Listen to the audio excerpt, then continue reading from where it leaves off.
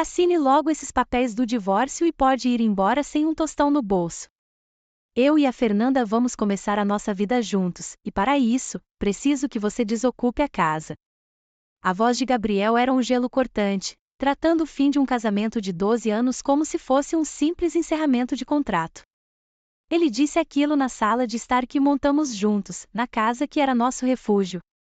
Antes que eu te conte os detalhes de como fiz engolir cada palavra daquela humilhação com juros, se inscreve no canal e ativa o sininho, porque uma promessa quebrada sempre volta para cobrar a conta no final. Meu nome é Márcia, e durante 12 anos eu fui a parceira ideal. E não digo isso por vaidade, mas por constatação. Eu era gerente de logística numa multinacional, uma carreira que eu ralei muito para construir. O Gabriel, por outro lado, era o homem das grandes ideias. Ele se auto-intitulava um empreendedor. A gente se conheceu num evento corporativo da minha empresa. Ele tinha um papo envolvente, uma confiança que me seduziu, e me vendeu a fantasia de que construiríamos um império juntos. E eu, por um bom tempo, acreditei. No nosso primeiro encontro, num café sofisticado, ele descreveu seus planos mirabolantes por horas. Na minha ingenuidade, eu não via ganância, vi apenas um homem sonhador.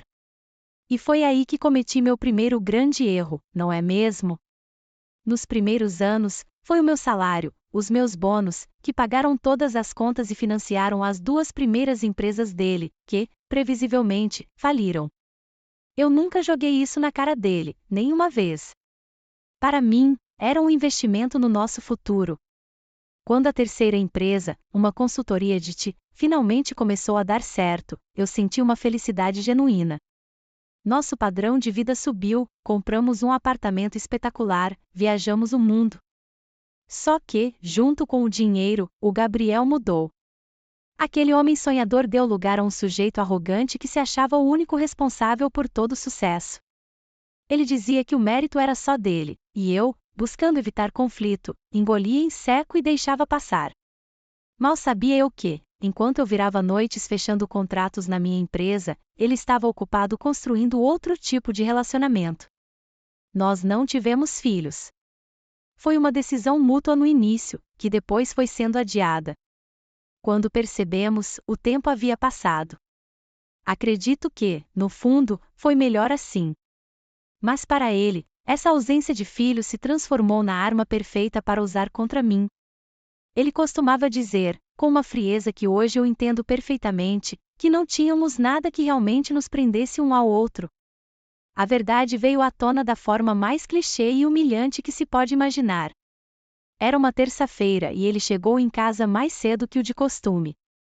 Eu estava na cozinha, preparando o jantar, quando ele simplesmente parou na porta, com uma expressão que denunciava o discurso ensaiado em frente ao espelho. E então ele soltou a bomba, sem anestesia e sem um pingo de remorso: a Fernanda está grávida. O nome dela foi como uma pancada. Fernanda, a secretária 26 anos mais nova que ele contratou há 6 meses. A mesma Fernanda que eu, na minha ingenuidade, cheguei a elogiar pela sua eficiência. Ele continuou, despejando uma desculpa atrás da outra, que estava apaixonado, que era sua chance de ser pai, de construir o que ele cinicamente chamou de uma família de verdade. E então, veio a frase que selou seu destino: você vai assinar o divórcio e sair daqui sem um centavo. A Fernanda precisa de espaço para começar a nossa família.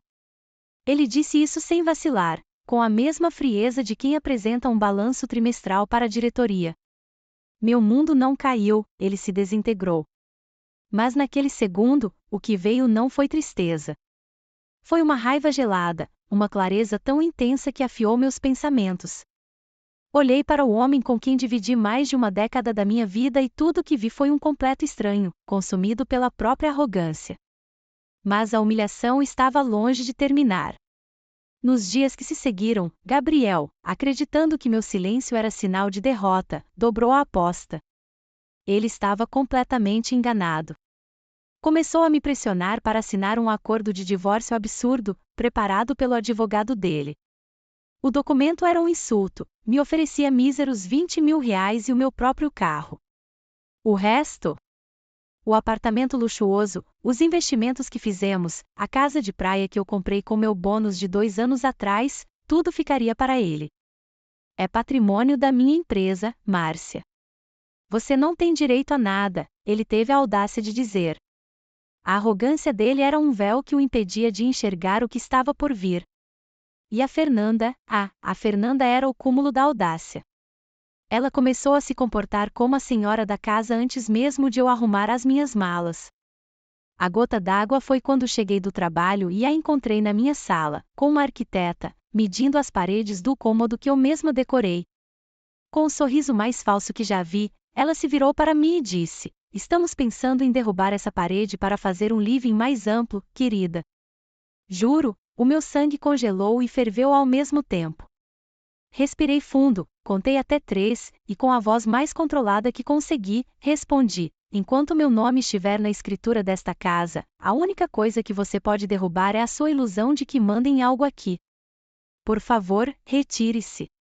A máscara dela caiu. O rosto ficou pálido de raiva e ela saiu pisando duro, gritando com o Gabriel no telefone do corredor. Naquele momento, eu soube, não haveria acordo, haveria guerra. E quando eu achei que a humilhação não podia ser maior, o destino me entregou a ferramenta para minha revanche.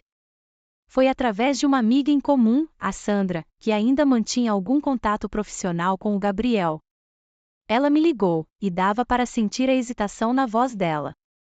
"Márcia, eu sinto muito por me meter, mas eu não consigo ver isso e ficar quieta", ela começou. Sandra então me revelou que Fernanda mantinha um perfil fechado no Instagram, um diário virtual da sua vida de rainha.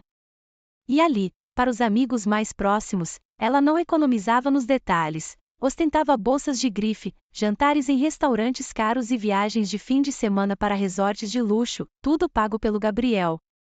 A legenda de uma foto específica, mostrando um relógio caríssimo no pulso dela, dizia: "Presente do meu futuro marido pelo nosso primeiro ano de namoro." Sim, você ouviu direito, 1 ano. Ele estava me traindo há pelo menos 1 ano. Sandra me enviou todos os prints. Cada foto, cada legenda era uma punhalada, mas era também a munição que eu precisava. Era a prova concreta, documentada e com data da traição dele. Aquilo não era um deslize recente, era um projeto de longo prazo. Ele estava me usando, gastando nosso dinheiro enquanto planejava me apagar da vida dele. Aquela exposição, mesmo que para um pequeno grupo de amigos, foi a faísca que acendeu o pavio. A dor se transformou em combustível. Chega de ser a boazinha.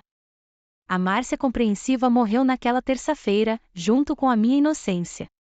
Quem assumiu o controle foi a Márcia pragmática, a gerente de logística que planeja cada movimento e não deixa um único detalhe escapar. Naquela mesma noite, em vez de chorar, eu fui até o escritório que montei em casa e comecei a revirar os arquivos antigos. Lá no fundo de uma gaveta esquecida, numa pasta empoeirada com a etiqueta Documentos Iniciais, eu encontrei o nosso pacto antenupcial. Eu mal me lembrava dele. Tinha sido uma exigência do meu pai, um homem desconfiado por natureza e extremamente protetor. Na época, eu achei um exagero, uma ofensa.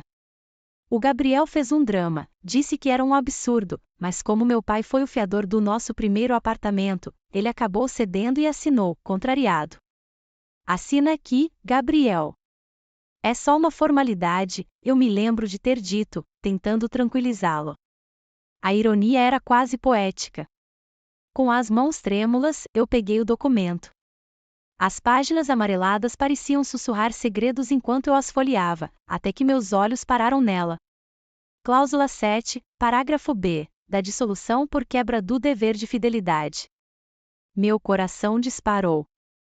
A cláusula, redigida pelo advogado do meu pai, era de uma clareza brutal. Em caso de divórcio motivado por infidelidade comprovada, a parte inocente teria direito a 100% de todos os bens adquiridos durante o casamento. Sem exceções.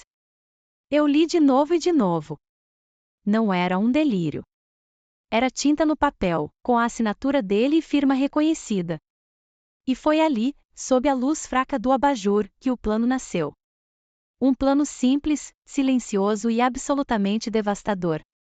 A ansiedade daqueles dias foi uma tortura silenciosa. Por fora, eu mantinha uma máscara de serenidade, mas por dentro, minha mente era um campo de batalha. As noites eram as piores. Eu deitava na cama e as dúvidas me assaltavam. E se o advogado dele encontrasse uma brecha? E se a cláusula não fosse válida? Gabriel tinha dinheiro e influência. O medo era constante. Perdi peso, a comida não descia. O preço emocional daquela vingança era altíssimo, um sacrifício da minha própria saúde. Mas toda vez que a fraqueza ameaçava me derrubar, eu abria o celular e olhava os prints da Fernanda, com seus sorrisos vitoriosos e legendas debochadas. E a raiva me dava forças para continuar. No dia seguinte, a primeira ligação que fiz foi para o Dr. Almeida, o mesmo advogado que, a pedido do meu pai, redigiu o pacto anos atrás. Um senhor de 70 anos com uma mente tão afiada quanto uma navalha. Na reunião, espalhei sobre sua mesa de mogno todo o meu arsenal, o pacto antenupcial, os prints que documentavam o caso e os extratos bancários que provavam o esbanjamento de Gabriel com a amante. Ele analisou cada documento em silêncio, com uma concentração de cirurgião. Ao final, removeu os óculos lentamente, recostou-se na poltrona de couro e um sorriso sutil, quase predatório, surgiu em seus lábios. Minha cara, ele disse, com a voz grave e segura, seu pai era um homem de visão. O senhor seu marido não faz a menor ideia do que está por vir. A reunião decisiva foi marcada no escritório do Dr. Almeida. Uma sala de conferências impessoal, dominada por uma longa mesa de madeira escura. Cheguei pontualmente com meu advogado. Eu vestia meu melhor terninho, uma armadura azul marinho. Por fora, transmitia uma calma glacial, por dentro, meu coração batia em ritmo de desfile de carnaval. Gabriel e Fernanda, claro, chegaram com 10 minutos de atraso, um pequeno ato de poder.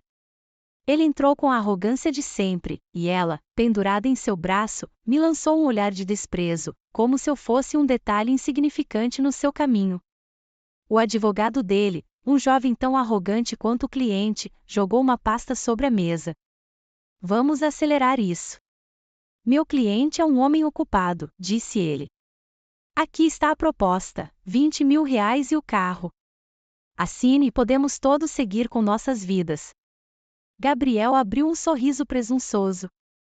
Fernanda examinava as unhas, entediada. Essa foi a deixa do Dr. Almeida. Ele ignorou completamente a proposta ridícula e, com um movimento lento e deliberado, retirou de sua pasta uma única folha, uma cópia autenticada do pacto antenupcial. Especificamente, da cláusula 7ª, parágrafo B. Ele a deslizou pela mesa polida em direção ao advogado de Gabriel. Creio que os senhores se esqueceram de um pequeno detalhe, disse o Dr. Almeida, com a voz calma e firme.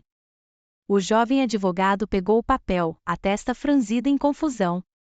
Seus olhos correram pelo texto e a cor abandonou seu rosto.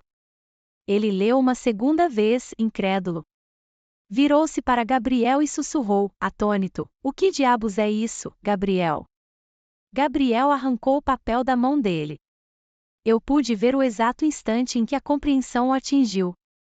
Não foi um empalidecer gradual, foi como se tivessem puxado um interruptor dentro dele. O queixo caiu, a boca abriu e fechou como um peixe fora d'água, mas som algum saiu.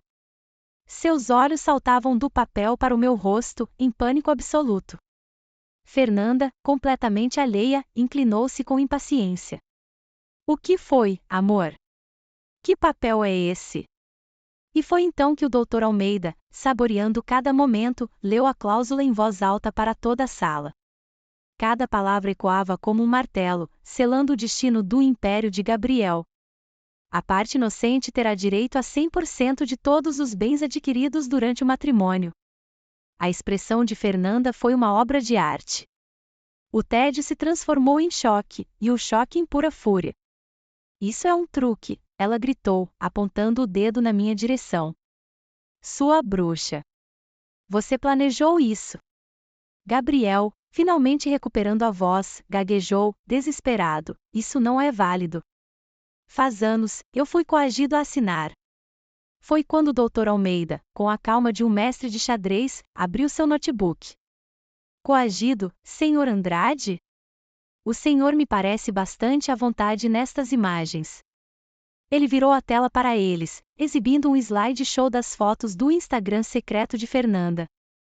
O relógio de luxo, as viagens românticas, as legendas apaixonadas, tudo com data e hora. A prova irrefutável da traição, servida fria e digitalmente. O advogado de Gabriel atirou a caneta sobre a mesa com um gesto de derrota. Acabou, Gabriel, ele disse em voz baixa. Não há o que fazer. Você perdeu. E a queda foi total. Ele perdeu o apartamento, a casa de praia, os carros de luxo e todos os investimentos. A consultoria, aquela que um dia foi financiada com meu dinheiro, agora era legalmente minha. Ele saiu daquela sala de reuniões apenas com uma mala e a amante grávida, que agora o fuzilava com um olhar de desprezo, como se ele fosse o maior dos fracassados. A última coisa que ouvi foi o grito dela ecoando pelo corredor: Você me prometeu. Você disse que estava tudo resolvido.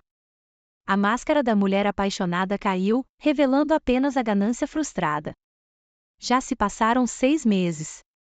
Vendi a consultoria, não queria mais nada que me lembrasse dele. Com o dinheiro, finalmente abri meu próprio negócio de logística, um sonho antigo. O apartamento tem outra cara agora, mais leve, mais minha. Outro dia, a Sandra me contou que viu o Gabriel. Ele mora de aluguel num apartamento minúsculo, brigado com a Fernanda, que o culpa por ter perdido a vida de luxo. Além de tudo, responde a um processo de pensão. Ele não perdeu apenas o dinheiro. Perdeu o status, os contatos, a identidade que ele acreditava que o dinheiro lhe dava. Eu não celebro a ruína dele. O que eu sinto é paz. A tranquilidade de saber que a justiça foi feita. Custou caro, foi um processo doloroso, mas no final, recuperei algo que dinheiro nenhum pode comprar: o meu autorrespeito. Às vezes, quando lembro de tudo, uma pergunta ecoa na minha mente, e é essa pergunta que quero deixar para vocês: o que vocês acham? A cláusula que me deu tudo foi um ato de justiça merecida, ou foi um exagero da minha parte? Deixem suas opiniões aqui nos comentários, eu quero muito saber o que vocês pensam sobre a minha história. Não esqueça de se inscrever no canal. Até a próxima!